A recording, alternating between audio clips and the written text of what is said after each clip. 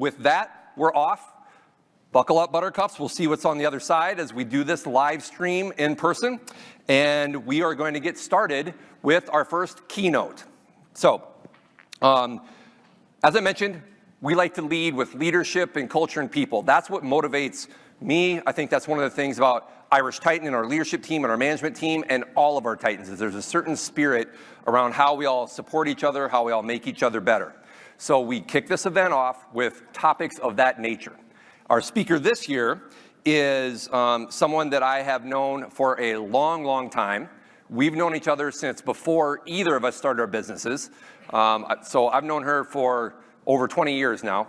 And she's a friend. She's someone that I get inspired by. She's a sounding board for me. She has inspired and helped many of our Titans. So I'd like to introduce the CEO and Leadership Development Consultant for Leadership Delta, a great friend of mine, Laura Boyd.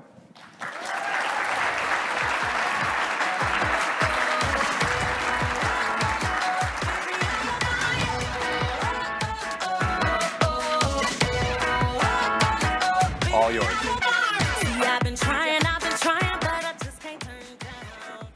Okay, welcome e-commerce forum friends. So exciting. I see some familiar faces, which is exciting for me. And I also decided this week, I'm like, crap, I gotta go get something green.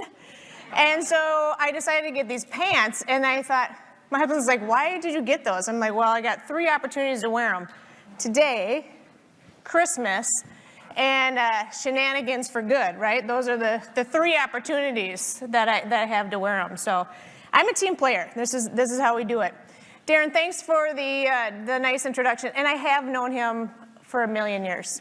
It's been a really fun opportunity to be an entrepreneur alongside of him. But today we're going to talk about imposter syndrome. And I want to demystify it a little bit because I think that we don't really understand what it is, and we don't know how it's impacting our teams, ourselves, our kids, our generations that are coming up, and how do we overcome it? What are some things that we need to overcome?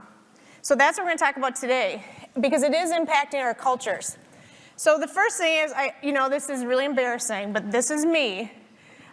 In 1979, I was 9 years old, and the reason I bring this up is because this is where it all began. So in 1980, at the end of the school year, we were at a year-end symposium, and our principal, Mr. Berger, stands up there and he gives accolades for how the year went. And in elementary school, they talk about we're going to miss the 6th graders, and we're going to miss everybody over the summer. Do your best. And then he also shares stories about the whole year that's gone on. And at the end, he starts talking about awards. And as part of that, they go through the presidential award. Does anybody remember the presidential award? Seriously, doing those pull-ups? Come on now. Who does that? Because who does it? When you say, well, why am I taking math? Because when am I going to use it again? But who does pull-ups and keeps doing those too? I don't know. So presidential award talks about who's the best reader, how many books did you read? It talks about perfect attendance. Seriously, still disappointed I didn't get that. And I always talk about, I think that was miscalculated for sure, because I should have had perfect attendance. And then at the end, after he does all of this, and you're sitting there, and these elementary kids were crisscross applesauce sitting on that hard floor with the smelliness of the lunch. Smelliness, so I'm giving you a picture of that, right? It's bringing you back. The smelliness of maybe some unbathed friends that are sitting around. And he says, we're going to close out the symposium with these 2 awards. We have 2 final awards, and we do this every year. And he said, these 2 awards go to one person in 4th through 6th grade and one person in 1st through 3rd grade. And this is our Super Citizenship Award. And when he talks about it, it's interesting because in elementary, do you even know what citizenship is? So I think it's funny that that is what they called the award. But what he says is that the teachers voted on it. They vote on for leadership.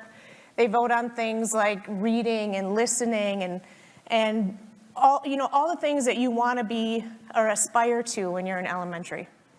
And So as we're sitting there, he says, the first through third grade, the award, the super citizenship, goes to Laura Boyd. And I was so excited. I can't even describe to you how excited I was, because I'd never really won this big of an award. And it was huge. It was red, and I had this lady on it with these wings. It was awesome. I don't even know where it is today. But it was amazing, and I was so proud of myself. So I kind of skipped through the group and got up to the front, and he said, and I want to share with you a few things that your teachers said about you. And he said, she always was a great line leader. I mean, who doesn't want to be a line leader, right? She always picked up the scraps. She helped a friend every day get his boots on. I laugh about that because I'm like, why couldn't he put his own boots on? I'm not sure.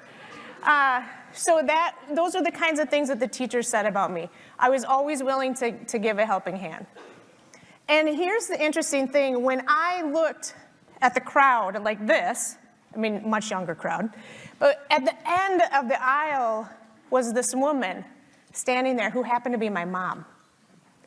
And if you remember back in the 1980s, maybe some of you weren't born, so just stay with me, friends. But in the 1980s, there wasn't a lot of technology, or if any, but there wasn't a lot of technology, which it didn't allow for people to have flexibility in their jobs. So when I knew my mom was there, it was a big deal. She took the day off. That was a big deal. And that's when I knew I had done something really cool. And so after the symposium, and we say goodbye to my mom, we're walking back to class, and I am on cloud 9. I'm beaming, because I've never had an award like this before. And my best friend leans over to me and she says, you know why you got that award, don't you? I'm like, super citizen. Of course. And she leans over and she said, no, it's because the teachers felt sorry for you. Okay, I love this because I get this response, and then I'm like, okay, it makes me feel better. But no, we have to give her grace, because she also is 9, so we got to give her a little bit of grace, too. So she's 9 also. And it was interesting, because from that day, moving forward, I never forgot it. I put it in my subconscious. And from that day, I was never going to let anybody feel sorry for me. I didn't want to earn anything because they felt sorry for me. I didn't want to earn anything because I was lucky. I didn't want to get anything because of external ideas or opportunities. But I didn't really realize it until I got older. So that's why I'm here to tell you, I want to help you so that you can understand how can you conquer some of these feelings that you might have when you don't see yourself moving forward. And so the interesting thing, when we talk about imposter syndrome, what is it? It could be anything. Imposter phenomenon, it could be fraud syndrome, it could be perceived fraudulence, it could be imposter experience. And that's how it all began, was this imposter experience. What does that feel like? And so when they did a definition of it, they said, what is imposter syndrome or imposter experience? And it's really about the persistent inability to accept your successes based on your own achievements. It's your inability to accept that. So what does that mean? I don't know, but here's my definition. This is a better one anyway. So I always say this is the Laura Boyd definition. Really what it is it is the difference between yourself and others. And so it might be how you might be feeling on the inside doesn't match the outside. And when you think about what the definition is, it's the space in between. And your whole goal, when you think about imposter syndrome and what it does to prevent you from moving forward on things, is to get that space a little bit tighter. You want it to be closer. Because what you're feeling on the inside is what you want to be feeling on the outside. So how you show up, what you're feeling on the inside, you want to be leading and showing up that way. So the good news for all of us, or the bad news for all of us, is that they say it happens to about 70 to 90%. And I say that means the rest of us are lying. Right? Because we've all been there maybe just once, Maybe some of us, it's a chronic thing for us. And it doesn't matter if you are a man or a woman.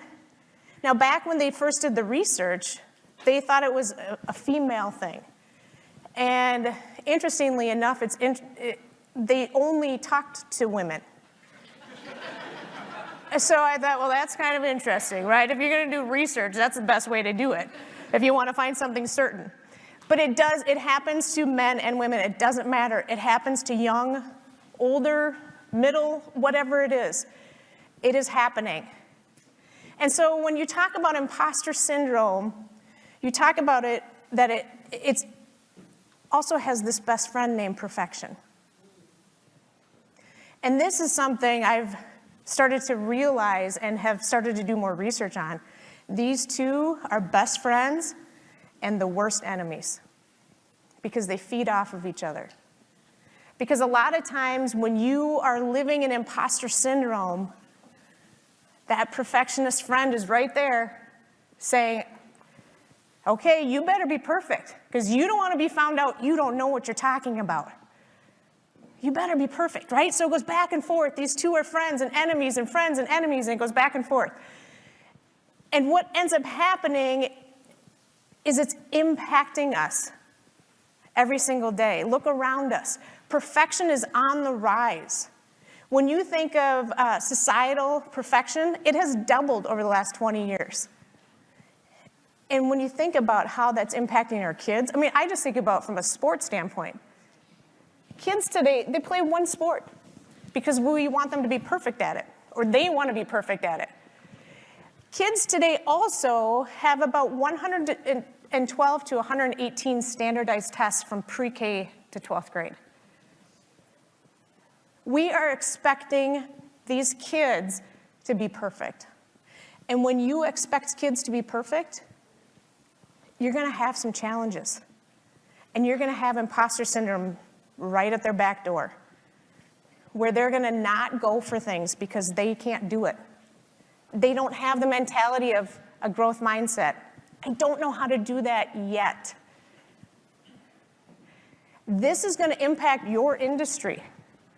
Technology industry is going to be impacted if we don't allow people to fail, and if we don't allow them to say, I don't know that yet. So let's talk a little bit about how this does impact us, because I think when you look at it from a personal standpoint, how does this impact you?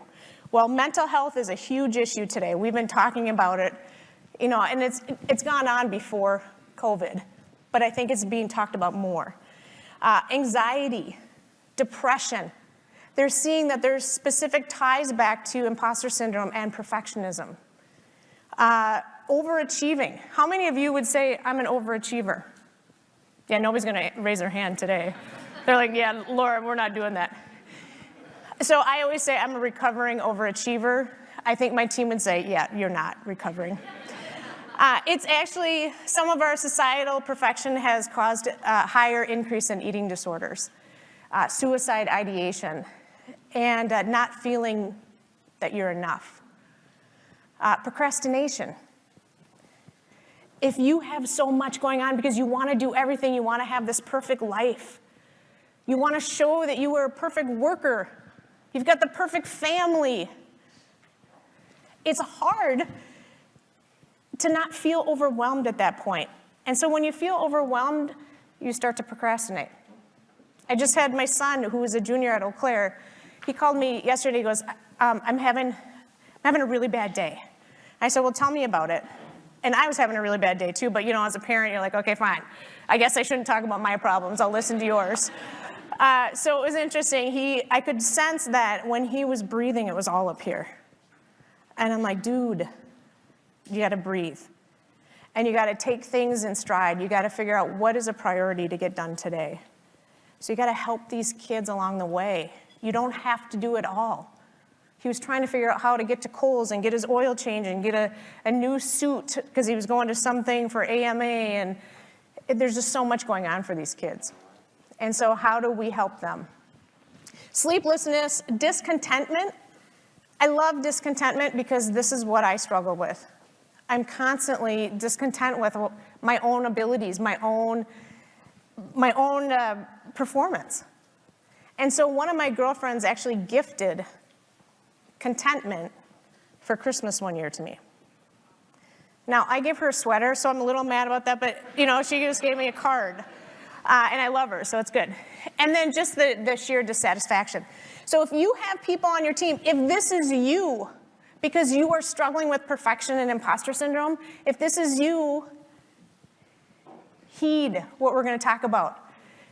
Because the next thing is, this is how it's impacting our company.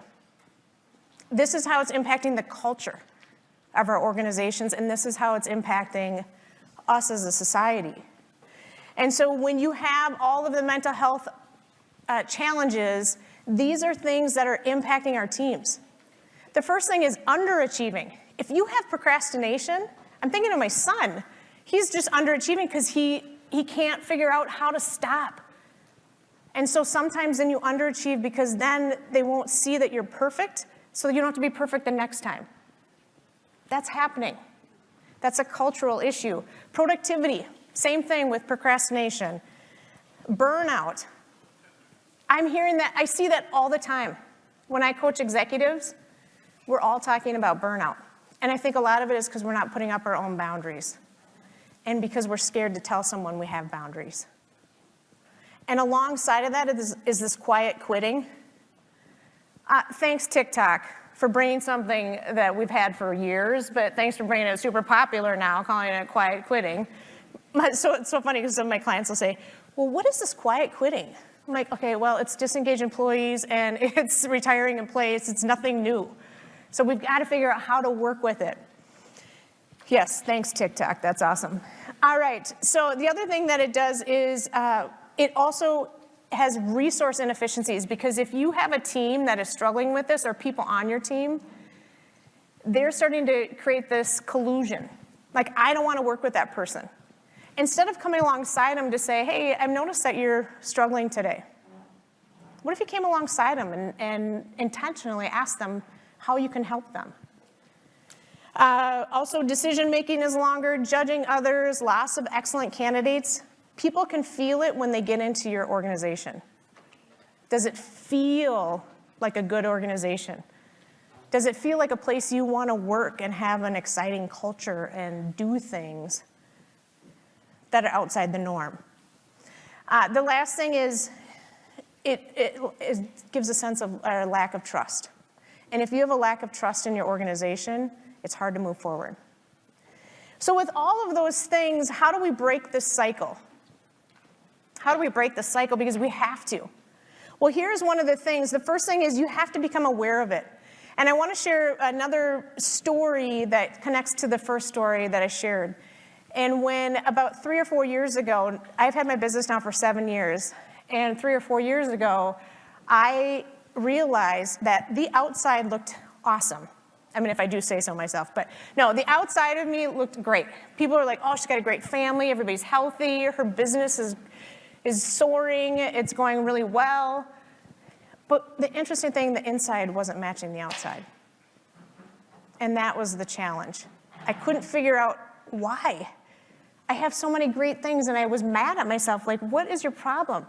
So I ended up seeking help with a coach from California, and she really helped me with this piece of it, is that you really need to become aware of something before you can change it, right? Because in our minds, and our minds are amazing, it gives us all of these stories that we tell over and over and over again. Because the one thing that I found out in my coaching was that the stories that my best friend had told me when I was 9 years old stayed with me for almost 40 years, until I was like, wait a second. That story stayed with me, and it made me small. It made me not maybe move forward on things, or invite myself to do something, or invite myself to fail. Because I wasn't going to let anything overpower me. I was going to overachieve, overplease, overperfect. And I think that that's something that's really important in our brains, is we've got to figure out what are the stories that we're telling ourselves. And so one of the things that I do for myself, it's weird, and I'm going to share it with you. is this orange hand. Whatever it is for you, but when you start to feel yourself spiral down, how can you stop? What's a way to stop? Some people go for a walk. Some people listen to music. Some people go exercise, whatever they do. But for me, I needed this orange hand because it stopped my brain from continuing on and on and on. And one of the ways that it helped me was to say, when I have these thoughts, do these thoughts help me or do they hinder me? So Byron Katie is, she's a meditation specialist, and she is awesome. And one of the things that she talks about is when she gets up in front of a crowd, she says, I go in and I believe all 200 of you are going to love me. And I just think, well, that's kind of, conceited, isn't it? But she's like, why would I not want to believe that? And she's right. Why would I want to believe that all 200 of you are like, wow, Laura's going to have this rock, she's going to rock it, right? I don't want to know if I'm not. I already believe that a little bit in me already. So she says, when you get into this mindset riff, ask these 4 questions. Is this true? And then secondly, can I be absolutely sure this is true? Because the first time you ask yourself that, you're like, yep, it's true. And then you're like, well, could it absolutely be true? And you're like, well, I don't know, absolutely, right? And then how do I act when I believe this thought? How do I respond? How do I react to that? And then the last piece is, who am I without that thought? Who am I without that thought? So let's move into this. When we talk about stop faking it, I love this. This is my favorite part. How many of you have heard this and used fake it till you make it?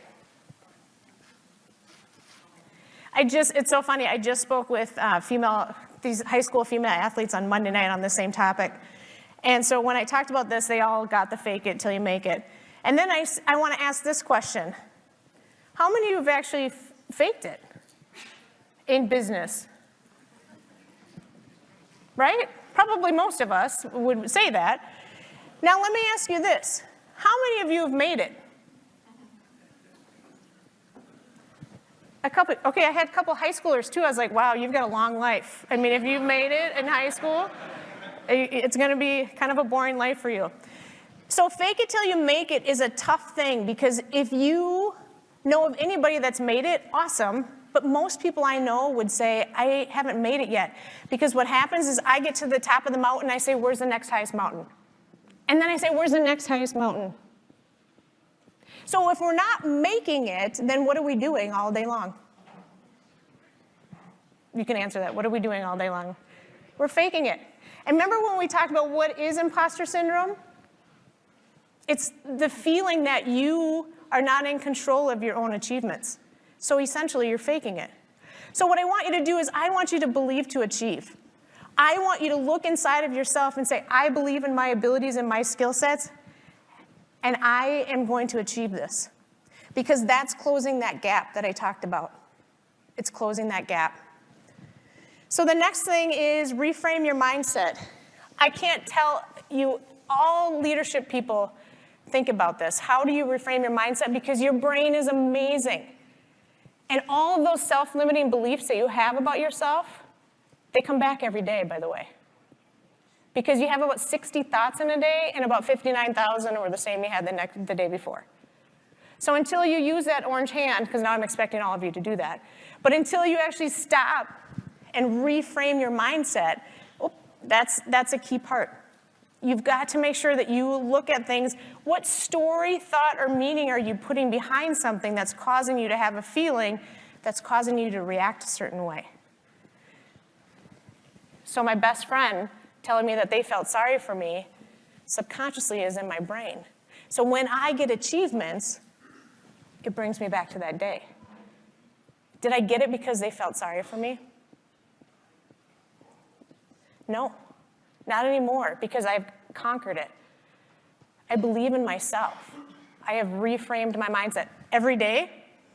Absolutely not, because you have to give yourself compassion. That's the step 4.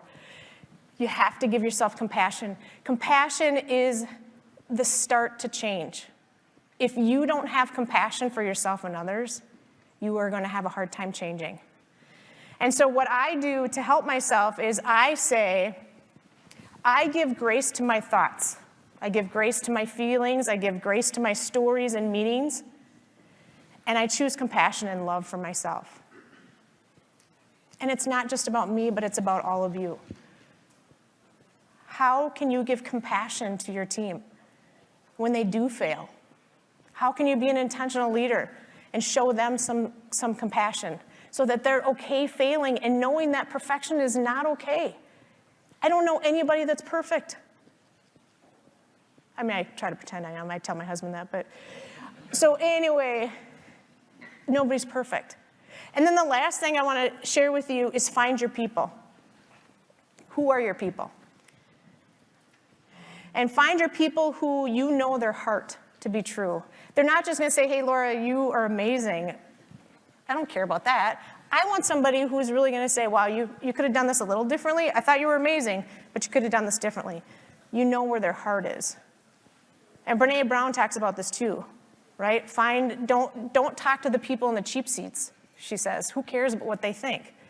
Find the people that are your people. And so I want to just end with, what if you felt worthy enough to do what you wanted to do or to help someone do what they wanted to do? What if we felt like we were enough just by ourselves? That's what I want you to think about today. How can you show up as a leader for yourself and for your team and for your organization and for e-commerce? I don't know enough about e-commerce, but I do know about cultures and leadership, and you need them both to be successful. Thank you so much. Have a super rest of your day. Hold on a second. What's that? So before my good friend Laura leaves, Wow. we are actually going to present her with her speaker gift. We've long been giving speaker gifts.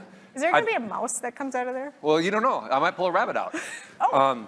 And we finally, a few years ago, got our act together to have the speaker gifts actually available on day of. So here is your speaker gift, Laura. Oh, wow. And we want to zoom in on this a little bit so people can see it. You should hold it, though. Oh, yeah, I should hold it. Can everybody see this? Can everybody see this? I know it's small. It's a Ecomm Forum speaker ring, kind of like a Super Bowl ring. And it's pretty hefty. Feel that. That's not out of a gumball machine. Yeah, that's right. Well, I just started fantasy football, so maybe it'll be go. a fantasy speaker now. All right. All right, awesome. Thank you so much. Thank you.